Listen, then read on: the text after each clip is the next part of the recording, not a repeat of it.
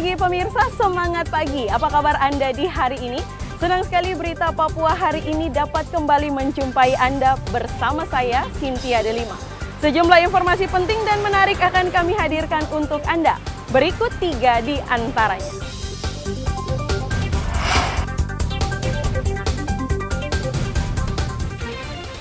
Empat 14 rumah terbakar di Dok 9, Kota Jayapura.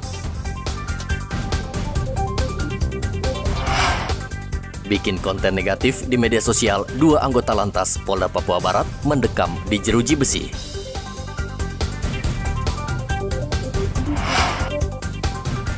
Dalam 4 bulan terakhir, 30 orang hilang karena kecelakaan laut di Timika.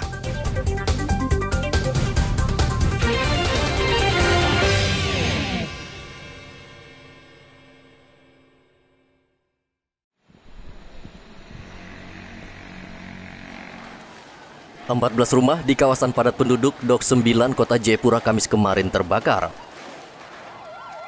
Petugas pemadam dibantu 2 unit mobil meriam air milik Polda Papua dikerahkan dan 2 jam kemudian api berhasil dipadamkan. Sebelumnya petugas kesulitan masuk ke lokasi sehingga api sulit dipadamkan. Namun warga ikut membantu dengan menggunakan peralatan seadanya. Kebakaran menyebabkan 16 keluarga kehilangan tempat tinggal. Untuk sementara waktu ditampung di Aula Dinas Pendidikan Provinsi Papua. Polisi menduga api muncul karena korsleting listrik di salah satu rumah dan merembet ke rumah lain. Dari peristiwa kebakaran tersebut, 14 unit rumah hangus terbakar dan 16 kepala keluarga harus kehilangan tempat tinggal. Kemudian dari peristiwa tersebut diperkirakan kerugian material sekitar ratusan juta rupiah. Tidak ada korban jiwa, namun dari peristiwa tersebut ada 2 warga yang mendapat luka bakar. Kemudian para korban dari peristiwa kebakaran tersebut untuk sementara ditampung di Aula Dinas PDP menjadi tempat tinggal untuk sementara yang disiapkan oleh pemerintah. Kemudian penyebab kebakaran tersebut untuk sementara sedang didalami oleh Satuan Reskrim Polresta Jayapura Kota, unit identifikasi masih melakukan olah TKP di tempat kejadian. Tidak ada korban jiwa, namun 2 orang menderita luka bakar di bagian kaki, tangan, dan perut. Saat ini korban tengah dirawat di rumah sakit. Audi Rampengan melaporkan dari Kota Jayapura, Papua.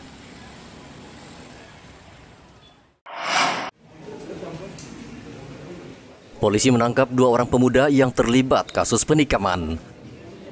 Peristiwa terjadi di Jalan Leo Mamiri. Pelaku dan korban sebelumnya berselisih paham. Mereka sepakat menyelesaikannya dengan perkelahian. Dalam perkelahian tersebut, salah seorang meninggal dunia dan seorang lagi luka-luka. Tidak lama setelah kejadian, polisi menangkap 2 pelaku.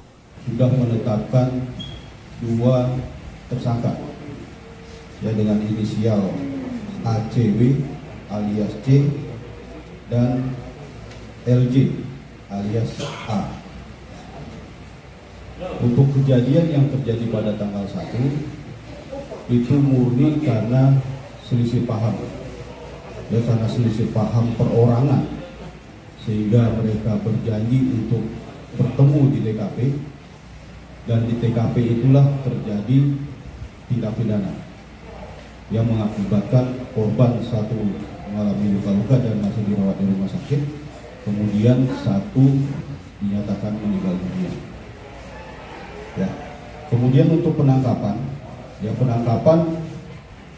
puji syukur, ya, tidak membutuhkan waktu yang lama.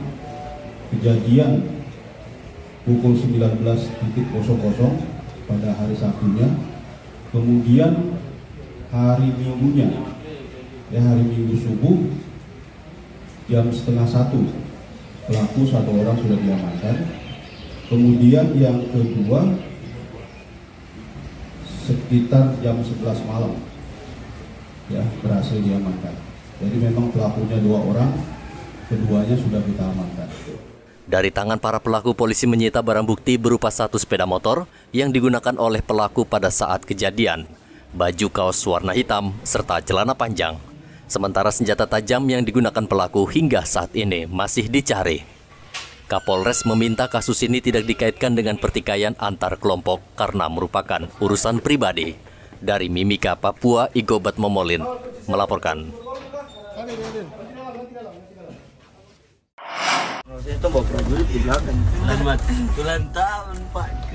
Aksi tidak terpuji dilakukan anggota Direktorat Lalu Lintas Polda Papua Barat. Dalam sebuah unggahan di media sosial, 2 polisi menjilat kue ulang tahun TNI. Unggahan ini langsung menjadi viral dan perbincangan di media sosial.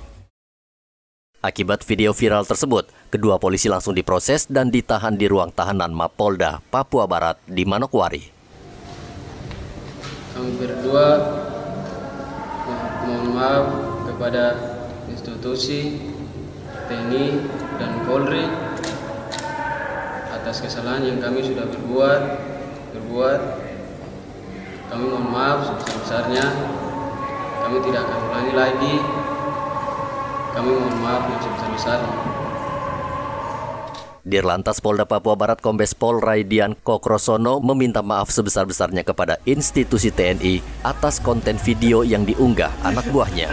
Atas kejadian konten video viral yang dilakukan oleh oknum anggota Polantas Papua Barat yang beredar di media sosial. Pada kesempatan ini kami sampaikan bahwa kedua oknum anggota Polantas tersebut saat ini sudah ditahan di sel Polda Papua Barat untuk diproses dan mempertanggungjawabkan kesalahan yang diperbuat. Dan pada kesempatan ini kami sampaikan bahwa kue dalam konten video tersebut kami sampaikan sudah kita amankan sebagai barang bukti, dan kami pastikan bahwa kue tersebut tidak terkirim kepada institusi TNI. Sekali lagi, dalam lubuk hati yang paling dalam, kami sampaikan permohonan maaf yang sebesar-besarnya atas kejadian yang terjadi yang dilakukan oleh oknum anggota Polri tersebut. Ke depan kami berharap semoga sinergitas TNI Polri dan soliditas TNI Polri yang selama ini sudah baik tetap terjaga dan tetap kita tekankan ke depan. Dirlantas menghimbau polisi agar selalu menjaga terus wibawa dan marwah kepolisian. Saat ini harus diakui institusi Polri tengah diuji dengan sejumlah kasus yang telah merusak citra kepolisian. Edi Musahidin melaporkan dari Manokwari, Papua Barat.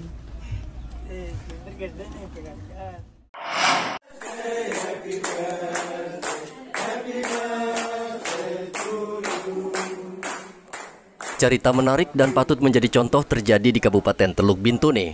Anggota TNI dan Polri terlihat menjalin kekompakan. Di hari ulang tahun TNI, personel Polres Teluk Bintuni mendatangi personel TNI dengan membawa kue ulang tahun. Anggota TNI dan Polri ini telah memberikan contoh baik dan saling menghargai antar sesama institusi penegak hukum untuk menjaga keutuhan negara Republik Indonesia.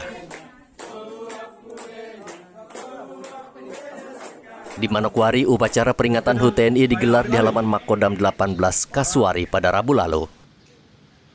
Pangdam 18 Kasuari menjadi inspektur upacara dan upacara dihadiri anggota Polri dan TNI. Pangdam menghimbau kepada seluruh prajurit dan PNS TNI untuk selalu menjaga kepercayaan masyarakat tersebut dengan bertindak dan berucap sesuai dengan tugas pokok TNI. TNI mendapatkan kepercayaan tertinggi dari masyarakat.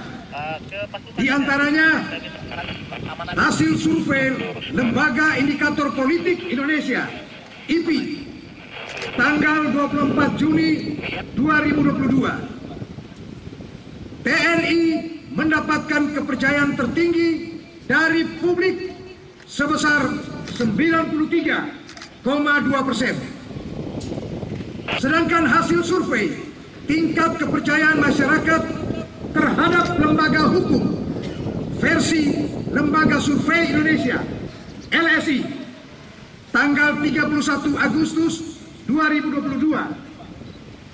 TNI mendapatkan tingkat kepercayaan masyarakat paling tinggi sebesar 93%.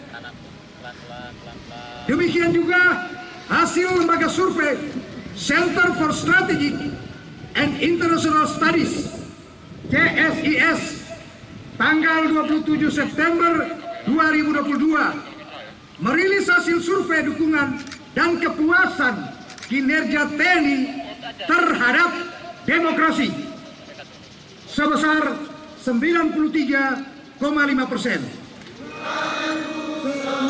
Pada HUT TNI tahun ini, Pangdam juga memberikan penghargaan tanda lencana kesetiaan dari Presiden Republik Indonesia Joko Widodo kepada 4 orang prajurit.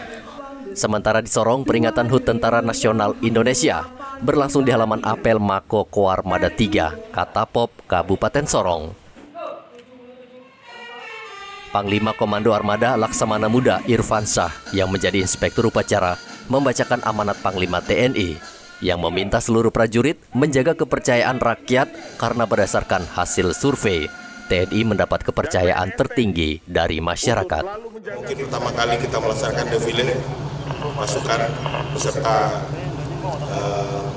kendaraan-kendaraan tempur dan alutsista kita yang lain beserta KRI berjajar 4 KRI hari ini, khususnya di wilayah kerja Kodam Kasuari maupun di Koarmada 3. TNI selalu kompak. TNI adalah kita, TNI adalah rakyat juga, masyarakat juga. Kita siap untuk membantu masyarakat, membantu pemerintah dalam pembangunan. Setelah pelaksanaan upacara, berlangsung juga demo bela diri karate dari gabungan TNI yang terdiri dari Yon Rider, Yon Sipur, serta Brigif 3 Marinir, serta defile prajurit gabungan. Topan dan Edi Musahidin melaporkan dari Papua Barat.